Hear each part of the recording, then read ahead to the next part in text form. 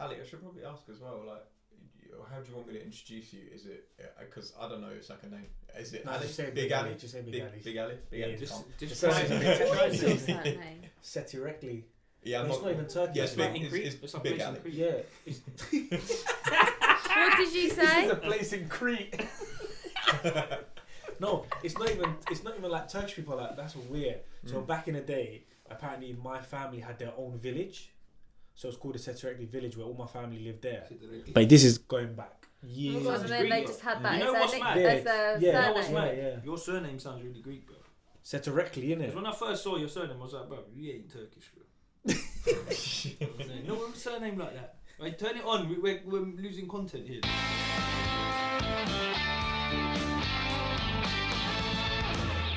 Hello and welcome to the More Than Muscle podcast.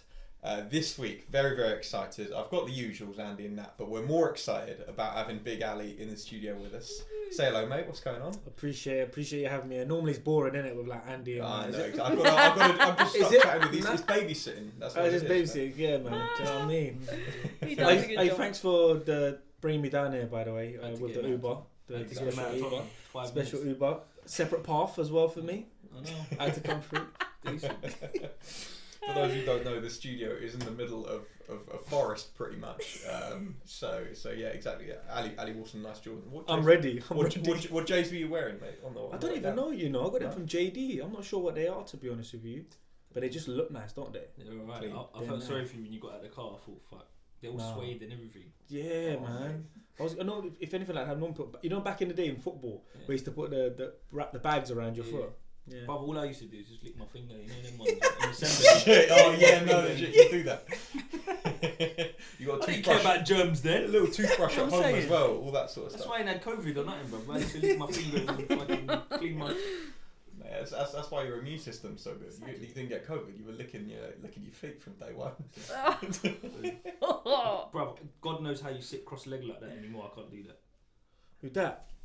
What? No, in assembly, you know when you sit cross-legged? Yeah, no, I can't do that. I'm too stiff now. You can't do it. We're not with legs I like couldn't, that. mate. I've got stiff. 7 metre legs. 7 metre doesn't legs? Work, yeah. Wow. Like no exaggeration.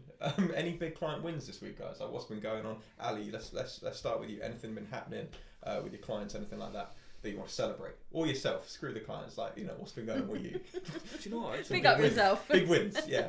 Big up myself. Yeah, exactly. Come on now. Do you know what? That's a good question. I never really think about like if I'm doing well or how well I'm doing. People in the UK are afraid to say good things about themselves. Like, do you know what? I've always been like that. I've never been a person to be like, oh, I'm doing really well. I'm this. I'm that. I'm not really. I think I'm on the right track. Well, there's always room for improvement, obviously, but at the moment, I feel like my business is on the right track. Obviously, coming up to Christmas, with every business at the moment or PT, it's always going to be a little bit slow, which is normal for everyone. But now I'm just getting ready for just pumping out content until January, and in January, hopefully, it will just be a big push now. Sick, love that. Yeah, I think the Christmas period's always a weird one, isn't it? Like people feel like there's no point in starting before Christmas, but there really is. Like, I mean, there's just no point of like being like, oh, fine, I'll sack off 2 whole months. Like you can do a lot in 2 months, but people are crazy. People are weird. I've definitely seen the difference from working in London versus working now in Guildford, which is the commute belt. Because when we was in London, Christmas, like the whole of December would be there, innit? Normally, yeah. Whereas here, it's a lot busier than what it was because everyone comes home for Christmas, so they're here anyway. They got more time. Sometimes you end up training their kids as well, their husbands, their wives, whatever. So it depends where you are. London was dead. Yeah, when I started to PT Oxford Street, I remember coming up towards December. You probably do maybe 1 session a day, 2 sessions a day, because everyone's going back home. They're travelling back home, so you never really see them. Yeah. But yeah, I kind of used to like it because it was like forced time off. Yeah. And like in the summer, you're like, oh, should I book a holiday? Feel guilty. In Christmas time, it was like, right, I have to take time off. Yeah. Happy days. So Ali, I was chatting with Andy off cam, and he was talking to me about your ex football career playing. Was it pro over in Turkey? Yeah. For a little while. So I just had 2 questions. A, what was that like? And B, are you better than Andy? Do you know what's so bad? You know at the start I just said to you, I never really been big myself up, but I'm 100% better than Andy. I'm the reason he's got no knees. Yeah. But Andy, are you better than Darren? Bro. It's not even, It's that's not a even question, That's isn't not even a it? We saying Darren's dead. No, it's not even a question. Am I better than Darren? I played football once since I was like 14. I have seen you play football. Yeah. How's it? You've done okay. But we weren't even going to leave playing basketball. He's a nice person. Yeah, he's a nice person. He was a nice person. Maximum effort. I said to Andy goes, I took Max to football now. I was like, oh my god, was he good? He was like, I just saw him running at me like all arms and legs. Mate, first thing, we had a drill, you know them drills where like you got a team over that side, the guy puts the ball in the middle, you got to run to get it, and then you beat your man and you score. First thing you done, smash my knee with his knee because his knee's like this tall. You said that, man. I reckon it was knee into hip. I'm a basketball player. What do you want from me? Like, we went over to the courts, and Andy was, I'm gonna say, interesting. I remember we were doing a video for your gram, and you were like, "Hang on, I want to get like one swoosh," and I was genuinely recording him for like 40 minutes. You were good though. I think you did 17 shots and you got 16. Yeah, something like that. Is it? Yeah. From all angles. Light work in there. Decent. Yeah, exactly. What I lack in coordination with my feet, I make up for up top, I suppose. Happy days.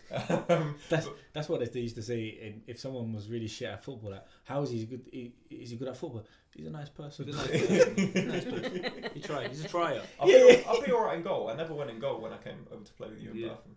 Yeah. Shoulda, woulda, coulda, mate. But I feel like we digressed away from. What was it like actually playing pro football for you, Ali? Like, how did you sort of get into that, and then sort of like take us through a little bit about what? I first started playing at Broadwater Farm in Tottenham. I'm telling you, when I was there, I was the only white person there. You know. Colonel, yeah. No Colonel. Yeah, of course I do, bro. Do you? Football. Yeah. Do you know Classford? Yeah, Classford. Yeah, I do. I used to play for Interwood, bro. Oh yeah, Interwood was in our league them times, isn't it? What this podcast is going to be about. Yeah. I'm getting nothing. Man, I remember when I went there, and it was like literally like my dad took me there because my dad's butcher shop was opposite the Lordship Lane Park. There was a park there, Bruce Grove, is it? Bruce Grove. So my dad's butcher shop was there, and a few boys used to come to the butchers to get meat, etc. And then my dad was like, he's spoken to a few people, let me take you to football. So I went there, bro. You know when they open the doors? But Broadwater Farm, if you don't know, it's like, you know Top Boy, Summer House? Yeah. That's what it was like, and they had a football team as well. So whenever you played Broadwater, you never left your kit on the side. Like, leave it in the boot of the car. You don't leave it on the side, because you'll never get it back. It's true. I remember when I first started, I went there, I was scared. Because do you know what, you're young, and then you go into an environment, like, you're the only white person there. I'm like, where am I? Am I in the wrong place? Yeah. But then, but when you start playing football, you kind of prove yourself, innit? And people start respecting you. Because football, I think with football, like, you gain a lot of respect. If you're good, you gain a lot of respect from people like that. You know what? When was the mindset? We done a mindset podcast. It was like 2 weeks ago. And like having good mindset. Yeah. But I always refer back to the time when we were playing football. But you just speaking about that.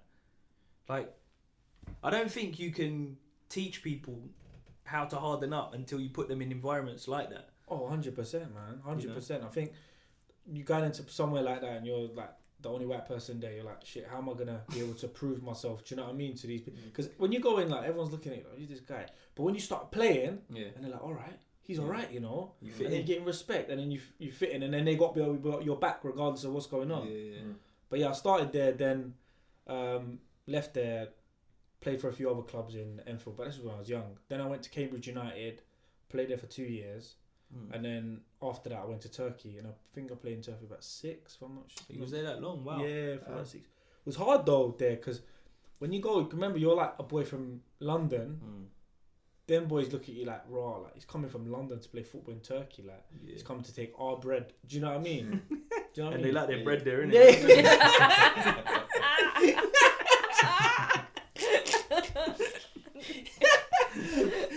It was a bit hard, like making the transition, but yeah, I enjoyed my time there. Obviously, I didn't carry on because obviously it's the same old one, isn't it? My ankle, isn't it? Why did you make it? I was injured.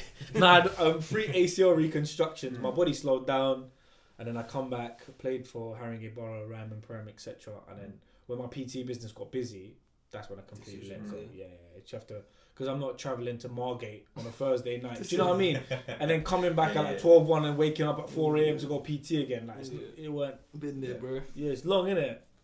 cold nights in Margate or somewhere there. And they give you £5 in a brown envelope. Yeah, when they give you the money in the brown envelope, like, yeah, this is your money. You look at it, bro. I can't even get a bus home. Oh god. Yeah, it's cold. It's barely covering your costs. But I mean, like when you talked about your ACL as well, or was it your ACL reconstruction? Yeah.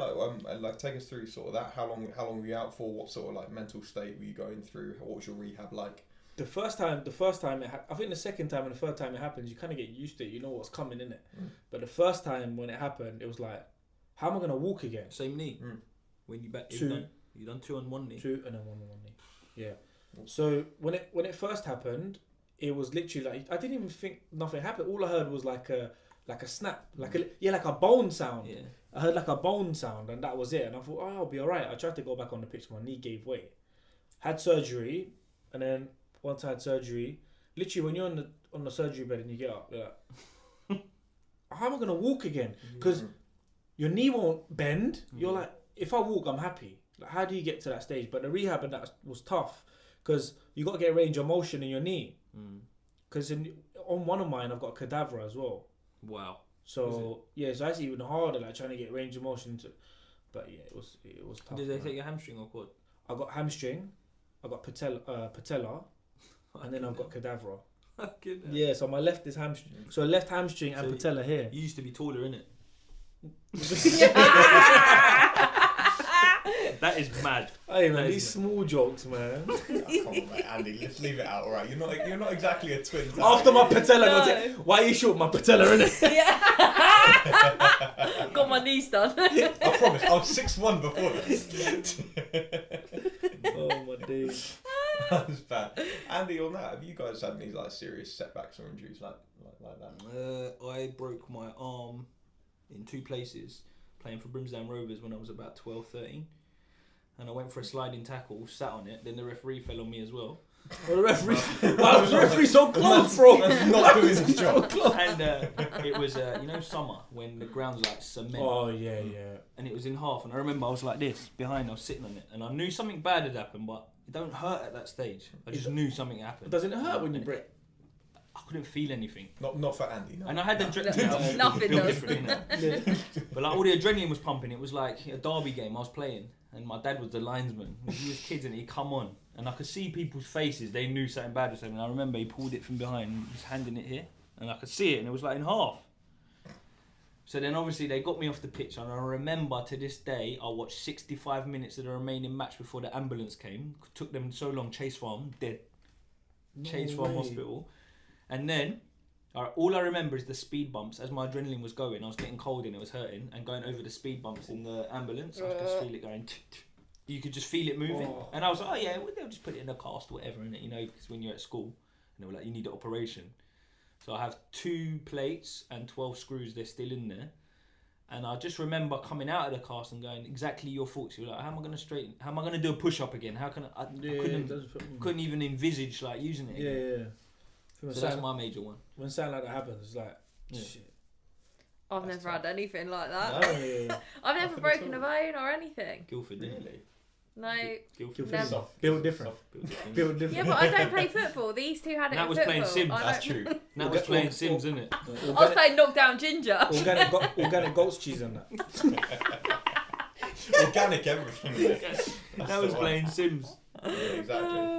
I had a rough one with my hand. I was in a little car accident. Got my watch face broke, so I got some glass from the watch. No. Severed the tendon in my middle finger. Wow. So my middle finger was just like drooped. I couldn't pick it up. Couldn't What? work it at all. Wow. So I had to get. What watch was it? I think it was only like a rotary or something like that. Makes sense. Only a rotary. Yeah, exactly. Only a rotary. Yeah. Man sitting Only here. a I was When I was 17, 10. so you got to allow it. Yeah. Man was 10 and he had a rotary. Man sitting here with his Casio. Wasn't it? £41. 31mm 41.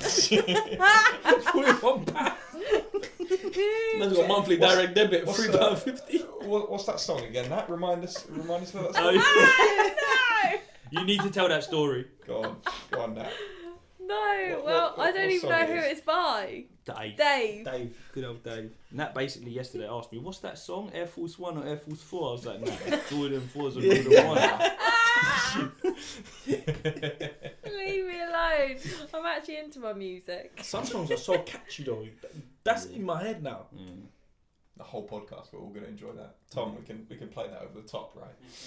I feel that was an intro. I like it. Ali, as well. Like, once you finished up with football, and what sort of drew you into PT and that sort of career move for you? Money. No, I'm joking. You're in the wrong industry, bro.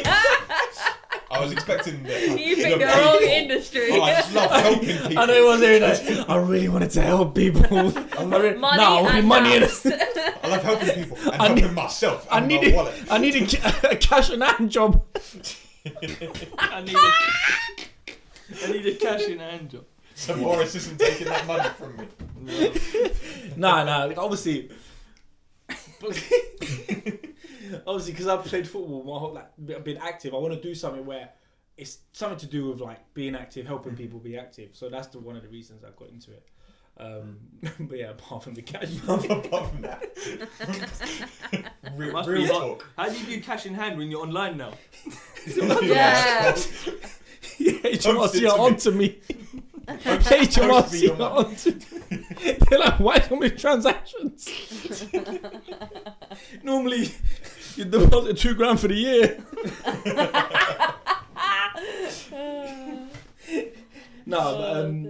Yeah, I guess people say that and they're like, oh, I'm just so passionate about really helping. No one will do it for free. Let's be honest. Yeah. They're not gonna do it for free. It's a job. No one's gonna do it. Of course, they like helping people, but like with all the effort you put in, you're gonna get paid for what you're doing. But yeah, of course, I like helping people, and obviously it was still in sporting kind of background, so that's why I tried to go this way. Yeah, I rate that.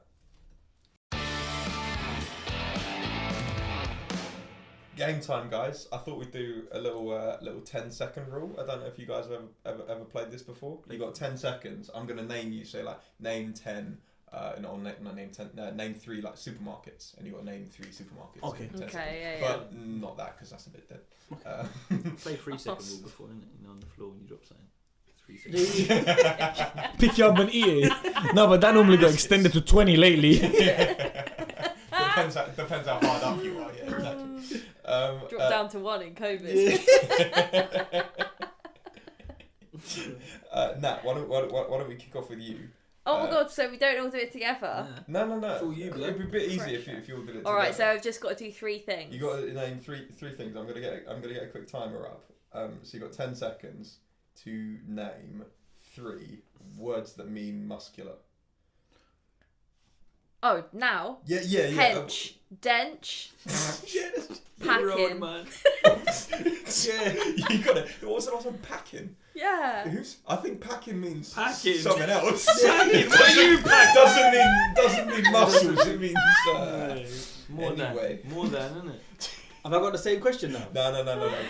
You got a different one, mate. You were thinking about them, innit? Yeah. No, man. What would I'll you tell you then? what. We'll do them all for you. So yeah, you got to name 3. All You for can't have you. any. You can't have any of Nats. All right, yeah. So let's go. Swole, Yeah. bulky, Yeah. thick. Yeah. Yeah. What was the question again? I read that. You've Words had 2 for people answer. muscle. Alright, see if you can do it now. 3 words that mean muscular. Go. Oh, hypertrophy, sarcoplasmic. Oh my Oh, god. yeah. Guy. Nah. Someone Did that give him shit some quick. personality. You know what I'm saying? Physiology. That's a Greek word, you know. It is, isn't it? Yeah. What, mate? Was it hypertrophy? Yeah. No. Rate that. Anyway. I knew it was going to come out with something like that. Yeah, of course you would. same. You- I didn't even you have can time tell to he's- think. You can tell he's sitting on Yeah. this. I'm not excited for this next one. Ali, we'll start with you and then we'll go around like that, so you'll get an equal opportunity. 3 leg exercises for me. Leg extension, hamstring curl, squat. Jeez. Andy, you're up. Go. Pets and step up. No. Bro. Just name some side You're legs. 2 seconds, cuz. Hack squat. No, yeah, over 10 seconds, mate. Alright, I started you're laughing. fucking dead. I know exactly. Yeah. Hack squat. Nah, Bicep curl. it is with 3 more. Let's go. Step up, Yep. reverse lunge, and a banded split squat. Yeah. I should have said like leg extension, leg flexion, hip extension. Oh, I should have gone. Yeah, just boogie bands, just like crab walks, fire hydrants, all that good stuff. Donkey kicks. Power play squat. What's one? Power play squat. Hey, what happened to the power I plates? don't know, they just disappeared because they used to be a thing. I remember doing a whole course on it at Virgin. I remember Learning going about to your power play frequencies. class. I remember when I first joined Fitness First and as an FC, and they were showing me how to use it. But through my head, I was like, how is this helping me squat on this because it's vibrating? Yeah, it's madness. It didn't make sense to me. Yeah. That's why probably there's none about now. Well, I heard it was I like think it's a big expense. to shake your versus- fat. Yeah. But like- that's now. There was vibrating like fat cells. Yeah, and Imagine like to something shake that, them yeah. off. Imagine Like as a company, you're spending 10k on a piece, a kit, and you've got 10 of them in your gym, and then no one uses them. you know what though? They actually did them at one point in like beauty salons, Yeah. and you For could real? stand on them for 30 minutes, and that's what they would do. That's what they would, yeah, to shake your fat cells. I remember there's a woman that used to come into the gym when I was at Oxford Street. She used to stand on it like a half, like little bit of a squat position, and stand on there for like 15 minutes. Oh my god. Mad. That was her session. Right. And someone's is Wow. cheaper anyway. Huh? And someone's is cheaper. Anyway. Now you got the vibration gun, innit? Yeah. Oh yeah, that's true. That's What, why how do you know about that?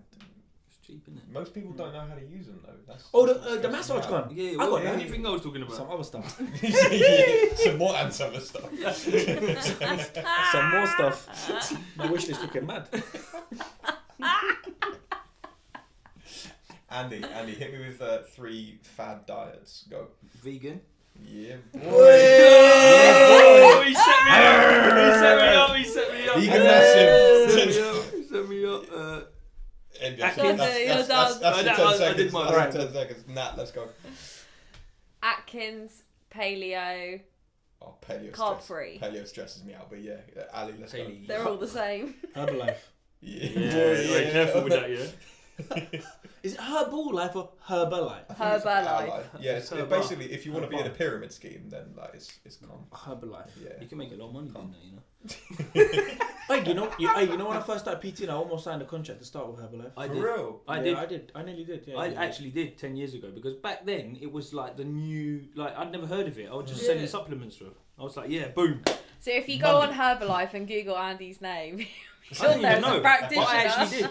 And then I actually Brand never made ambassador. one sale. Yeah, Because man. straight away, like I signed up, got it, all the leaflets, everything came through, and I was like, this is bollocks. So it's costing me more money than anything just to get it Yeah. going. I remember this guy was trying to sell it, the Turkish guy was trying to sell it to me, but he'd been making a lot of money through the Turkish community. So he tried to get me like, because obviously if he signs me up, he gets money, doesn't Yeah, he? it's pyramids, yeah. Yeah. I thought to myself, this is all a bit mad. I went to this Herbalife like studio place in Southgate. There was a gym there, and they were selling Herbalife there. Anytime Fitness. And he gave me like this, and he gave me this like this Herbalife drink, telling me about everything. And he's like, "Oh, there's paperwork. So I get the paperwork. When we sign, we get you out." I was like, "No, but it sounds a bit fishy." So I went home, thought about it. Now that guy don't even do Herbalife no more, bro. Yeah, He's done out here. Like don't even PT no more. it's mad. It's crazy. No, not about that. Nat, hit me with 3 things you shout when you bench. I don't bench. Is that what you Is said? that one of them? Is that one when you Yeah, shout? I don't know. No, I'm a rubbish person to ask with that one. Hey, Ali, Oh, Ali, no. let's go. Let's Ali's go. screaming for it. Let's go. Come on. lightweight, baby. Obviously. What that else you was- shouting, Ali? Come on. That's what I actually. Is that Lightweight. That was is that 3 all we- words. we- yeah, Lightweight that, baby. that was. Yeah. Best. 3 things. Lightweight, Go on. baby. I'll go. Andy, come on. Bah. My first one. Woof. Yep.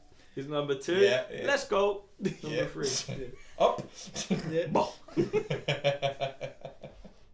I think that helps, you know. Yeah, you know them ones you when say your client something. does it and you rack it and then like all this COVID comes out their mouth like. And I think the bench should have been banned during COVID. So, yeah. No, Because yeah. that's like number 1 Oh, no, German. That's what they did at commercial gyms. I remember I went into Yeah, they the stopped you gym group spotting. one. Yeah, you Oh, couldn't you spot. know Yeah. Yeah, you Don't couldn't. spot. No spot. Man's are dying No, from no, exactly. back It's like- injuries now, not COVID. like breaking their shoulder. Gonna drop a barbell on my stay neck. That's fine. Rates Don't have cough gone on up due to back injuries in gyms. PTs are saying spotting should come back.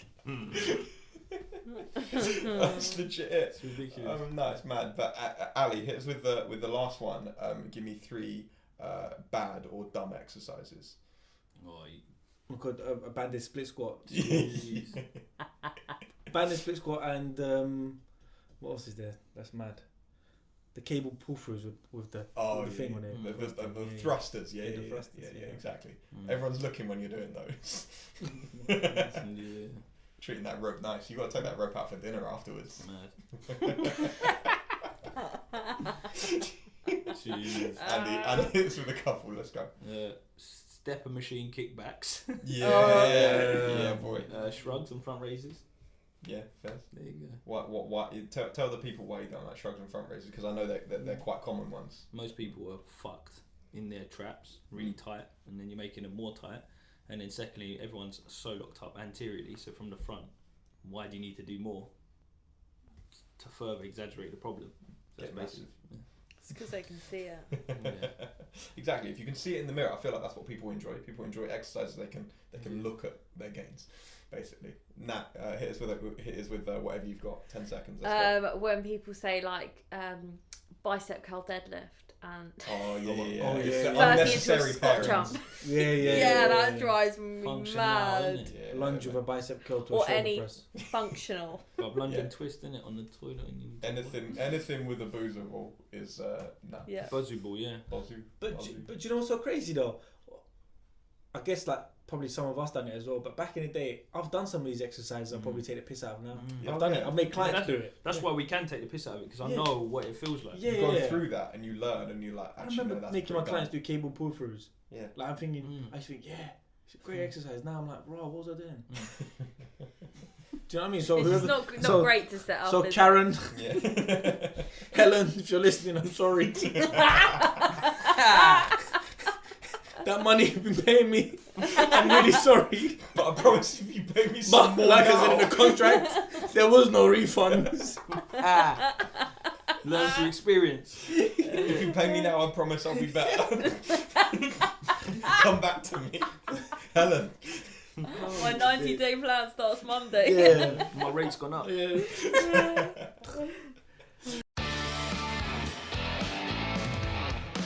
Ali, just speaking to Andy.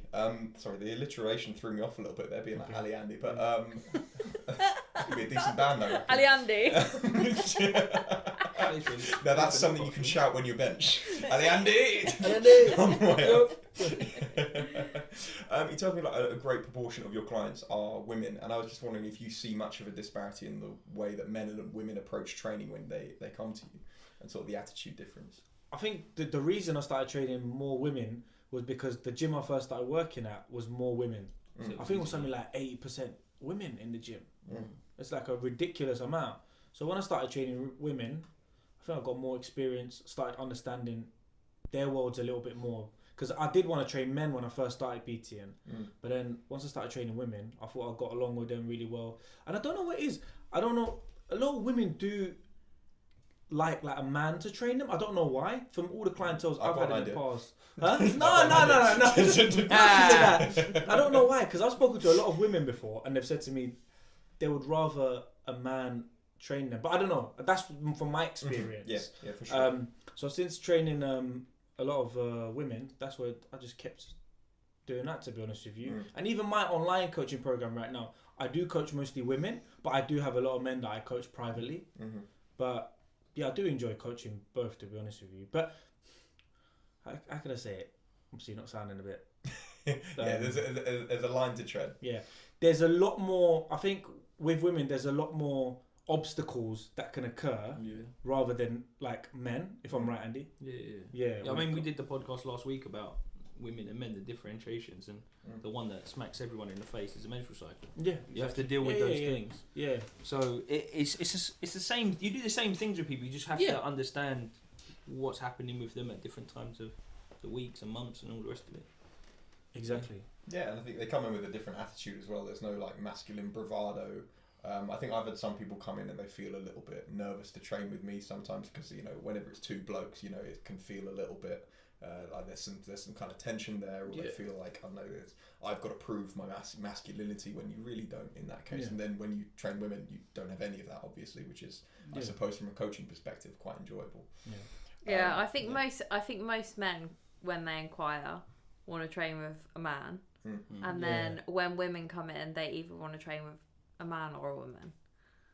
So you don't often get men coming in and saying, I want to train with women. Why do you think that is?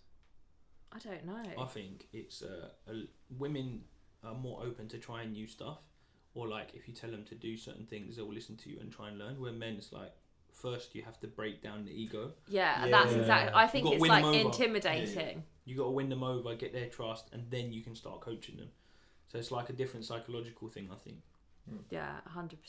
I think so. My first client I had, Charles, he actually inquired for a female personal trainer.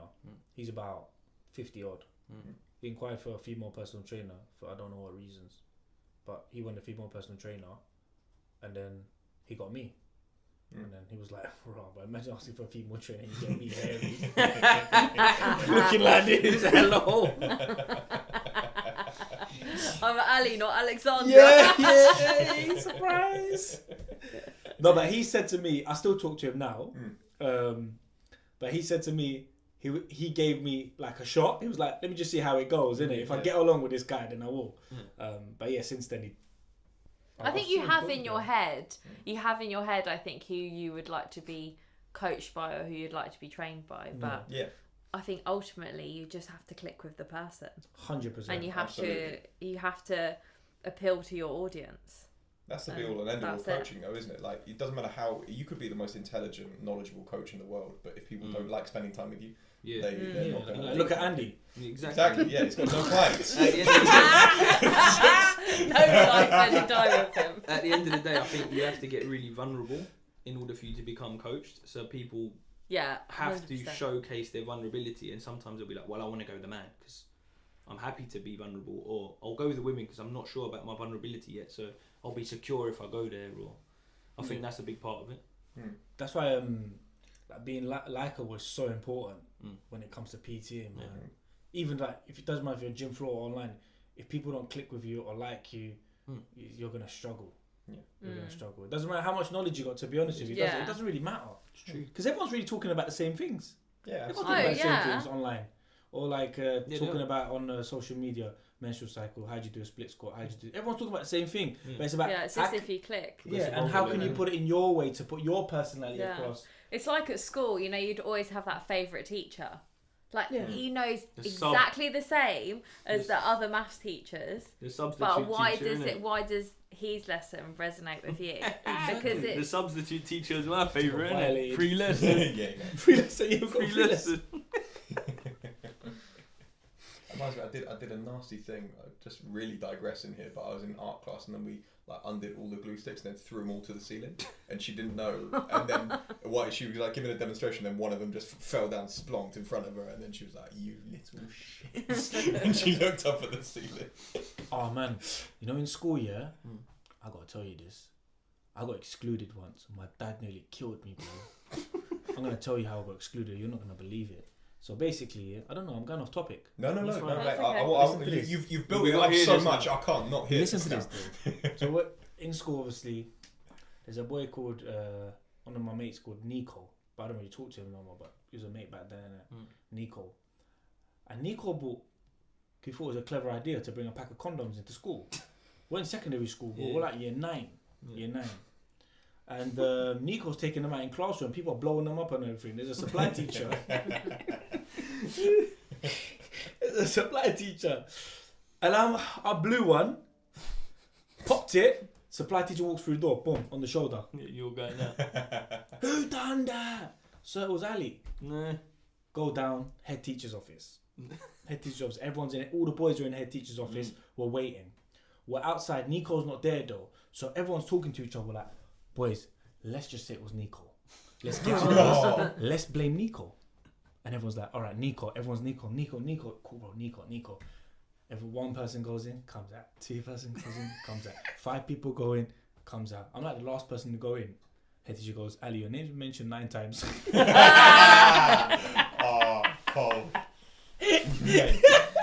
I got excluded saying that I was the one that done it, bro. There's no friendship, man. Everyone's a snake. But my mum told my dad, and my dad wanted to smack me up, man. I didn't go to school for like a week because I was excluded. Loved it. Oh, mate. Moral of the story: don't trust people. Exactly. No, absolutely not. Let's shift it back slightly. Ali, you talk about like having a great proportion of your business online. How did you find the pandemic, and like, are you still feeling some effects of that, or has your business changed like pre and post? Man, when the pandemic first hit, I was like, oh shit, well, I'm done out here. Because first couple of weeks, I was just like still trying to register what was going on, innit?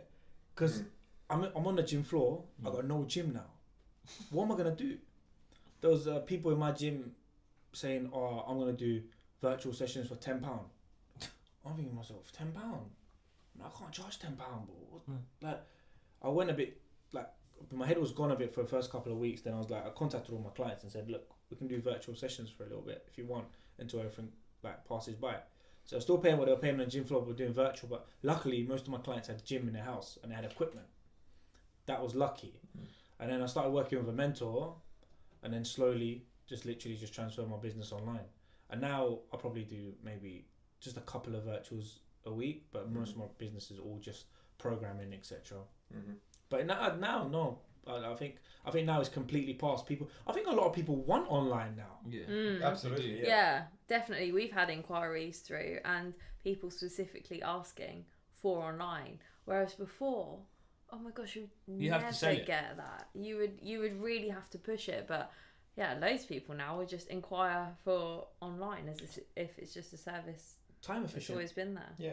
They've realised it with work, and now they're like, I could just do it for gym too. Even like commuting to work now, people are like, oh, am I going to commute to work? I can just do it at home. It's exactly the same for training. Exactly. Time, innit? That's it. Time. People, especially people, most of your clients are probably like business owners or working really high, like corporate jobs. Even their 20 minutes of like getting off the train, walking, that's valuable for them. So most people now they want online, and that's why I think a lot of gyms are suffering. Most of the gyms in Central, they're dying. I think they're done. Yeah, they're struggling. Most people don't work in London, and secondly, people have learned that there's other avenues to helping themselves with fat loss. And let's be realistic, with fat loss being the major goal that most personal trainers will look after, adherence is the biggest thing. So if you can create a program that makes everyone tick all the boxes they need to do, then it's gonna work. Like, you don't need to see me every single week for an hour. Yeah. To do the things that you should be doing. So if I can create a program for you to follow it, and I think that's what personal trainers have done. They've cottoned onto it, and gyms are fucked, basically. Yeah, because I remember I used to train a lot of people, and there was people that just come see me once a week. Nothing would happen. Yeah. Nothing would happen because babysitting instead. I'm not Voldemort. Yeah. Like, I can't for an hour a week. You can't do anything. Like, do you know what I mean? So with online, obviously, there's a bit more accountability involved. A bit more structure involved with their training, etc. I think it gives them access to a lot more stuff for them to go and do it themselves, which helps. Most of my clients that were on the gym floor now are getting better results. So that's why I think. But I'm not going to say, I believe online coaching is the best way. Do you know what I mean? But it's that mindset shift of, oh shit, I have to do this myself. Yeah, you fucking do. Even if you're training with me, you have to do it yourself. Yeah. So I think it's that shift of people who have to like grab it by the balls basically and get on with it. No, 100%. Because most people that I'll sign up to a PT, I don't need to do anything now. He's going to sort me out. Exactly. And it doesn't work like that. Yeah. Well, speaking of like gyms dying and stuff, I mean, do you think that people can actually get the same results at home as they can in the gym? Because I'm aware, like, you say like a lot of your clients are having better results at home, but do you think that's necessarily because they're just working more? Because like you say, the accountability side, they're training not once a week, they're training 3 times a week. Yeah. Now they're seeing some progress. But do you actually think you can get better results at home than you can in a gym environment? Depends on your goal. I was about to say, it depends on the goal, because at the end of the day, for example, we started weightlifting. Now, if you're a complete beginner, probably need to go and see someone weightlift. Yeah, I know there's some programs out there. You look at Sonny's program, for example, it's wicked. But not everybody's going to be able to just go and do something like that. They're going to need that contact time. If it's fat loss, then there's so much out there. The major player is, are you actually doing it? And like you say, like now they've gone from doing 1 time a week to like they're training every day because there's a little bit in the program that makes them do something. I think it depends what your training age is as well. Yeah. Like if you've been training for ages, then you could probably just be coached online. It's fine. You could get programs, you could catch up with your coach. But if your training age is very young, then you probably need that. You could really, really benefit from that one-to-one contact time. I also think it's to do with you and what you're offering. So previous, you would take anybody that came to you. Hey, can you train me? Okay. Yeah. Now, by making yourself an online trainer or a weightlifting coach or a muscle building coach, whatever it is, you now put yourself on a pedestal where you're only going to take a certain ilk of client coming in. So the type of person that wants online training is likely going to want to train on their own because they have to. Yeah. So straight away they have initiative. It's the type of person that enrolls on your product or on your service. It sets you up to get a result. Yeah. Because in the gym, I'm training every Tom, Dick and Harry that comes through the door at times, and it don't always work like that. Yeah. I think people can not push themselves at home sometimes, which can be an issue, because I feel like sometimes the gym environment, you know, you can get a little bit fired up. You see other people working out, and you feel that almost like pressure. I've got to keep going. Whereas if you're at home, you got TV there, you got your laptop, you got your phone, you whatever. You can dick about. You can go lie on the sofa. So I think you've got some people, not all people, I don't think. It depends on how motivated you are as a person, but a gym environment can benefit you like that. Of course. As well as the fact if you're at home and you've only got some 5 kg dumbbells and you know you're like a 80, 90 kilo bloke who can, push some serious weight, then that's not going to be doing a lot for you. Like repping out like 60, 70, 80 reps with those fives. I can't. You're not going to think get a big chest. even if we've got quite a bit of kit at home, and I can't train at home at all. Environment. It's just environment. the worst. I want to see people sweating like me. Like it gets me going, innit? Yeah. Exactly. When I go to my local gym, it's like a bodybuilding gym. Yeah. When I go there, my mindset is on. I'm there to train Yeah. because everyone's spotting each other. People are shouting. People are lifting heavy weights. Yeah. When I'm at home, it's just me and my thoughts. And you don't want me and my thoughts, bruv. When I'm there, I'm It's thinking like about putting a everything. Nescafe putting your Nescafe on, like talking yourself out of it. Yeah, man. It's like your head's just not there, is it? Do you know what I mean? So it's good to be in a definitely picking your gym. I reckon the gym you train at is so important. Yeah. Yeah. I mean, even like when we go weightlifting, there's women there that are clean and jerking over 100. And I'm standing there thinking like, I'm 3 times your weight. What the fuck am I doing?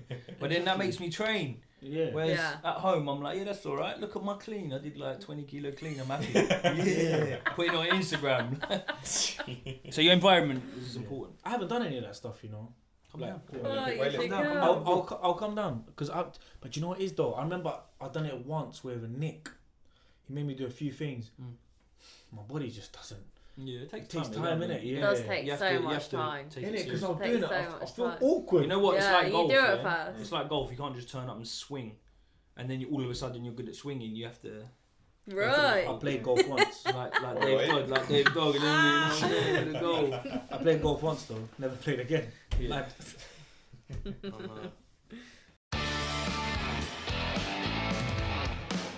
Alright guys, so let's get into fantasy land. Why not for a little bit, just for a mediation spin, because usually, Ali, for context, I would do Max's mediation where I basically act like a marriage counsellor between these two and just ask him a question and just basically stir Should the have brought pot. my missus here as well.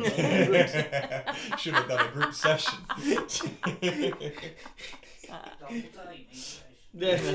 Exactly, that's what we needed. So, but instead, I thought I would simply ask you guys what your dream fitness retreat looks like. Who you going with? So you can win some brownie points here. Yeah.